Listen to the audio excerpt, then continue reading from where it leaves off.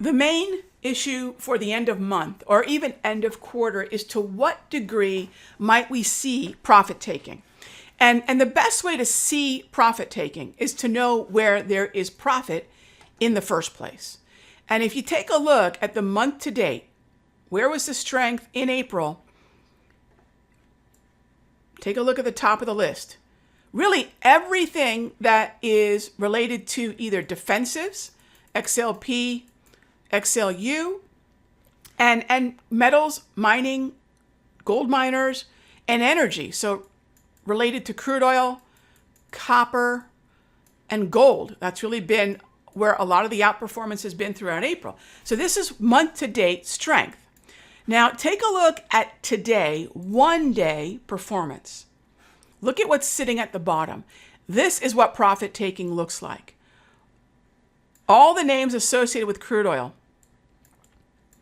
all the names associated with the strength in gold, and the names associated with the strength in copper. This is what profit taking looks like. Does this mean it's the end of the trend? No, this is a psychology that comes as we wrap up something. In other words, end of month. So we haven't seen a lot of end of month volatility in terms of January, February, March. April is the first month that I've noted that contrast between what was strong at the end of the month and then what we're getting as we wrap up the month today. And this is what rotation looks like. So we're going to take a little bit deeper look at what's going on with these sectors. So this gives you an idea of what to be aware of as we wrap up every month. And then another version of this would be wrapping up every quarter. As we wrap up April, I'm bringing y'all to the last few minutes of today's session. I'm recording this at 3:52 p.m. Take a look at the weakness as we're wrapping up the session. Is this a little bit more end of month movement? It sure is looking like it. It sure is looking like it. So I want to show you where the heaviness is coming in. We're getting a pretty dramatic sell-off candle in the S&P, the Nas, the Dow, the Russell. All of this is selling off pretty sharply as we go into the close. And some of this just might be more of that end of month. So not only are we seeing weakness in the strong sectors that led most of April, we're actually now seeing indices selling off into the close. All right. This is end of month phenomena.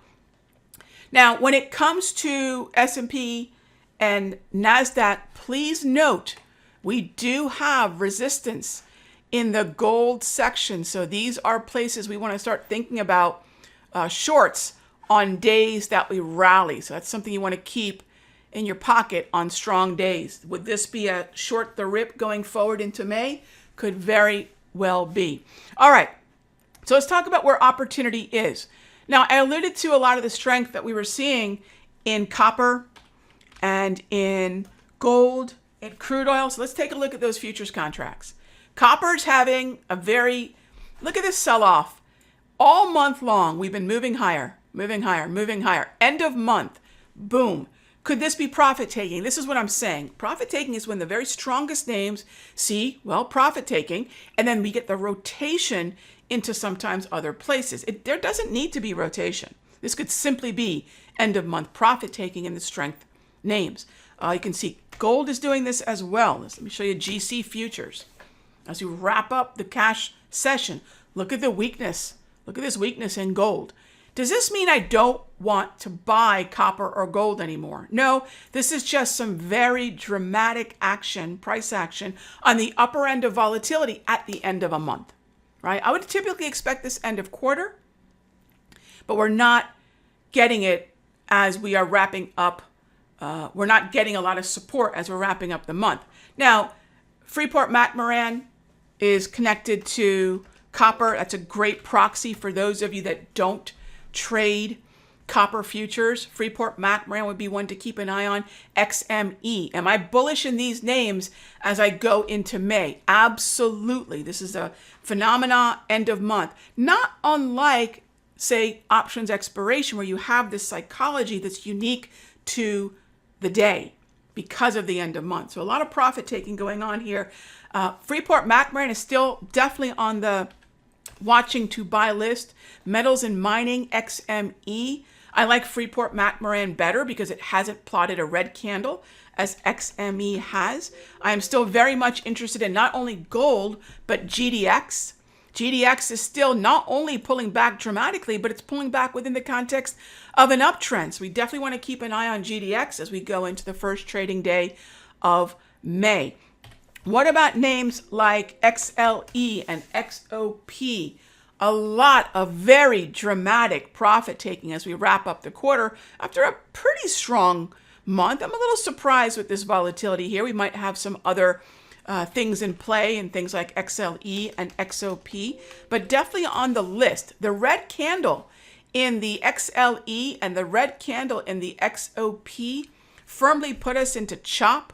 And therefore, I'm going to have to give these a little bit of time to simmer down, but it may not mean that names like CVX, that names like Exxon may not be worth watching instead. These are the two heaviest weighted names in the XLE. So rather than XLE, ETF options, I'll look for calls in XOM and in CVX.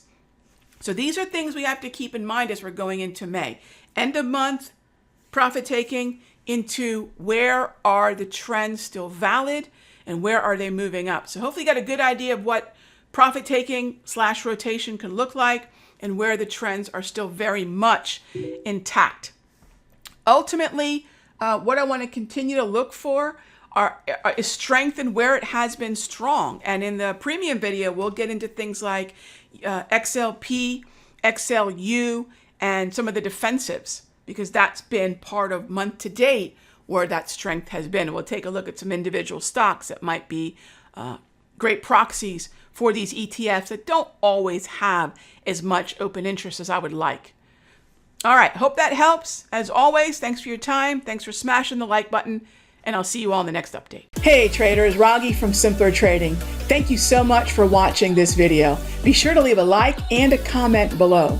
And remember, subscribe and click the bell icon so you'll get notified of the next update. And when you're ready to join me for live trading, be sure to head on over to simplertrading.com. I'll see you in the next update.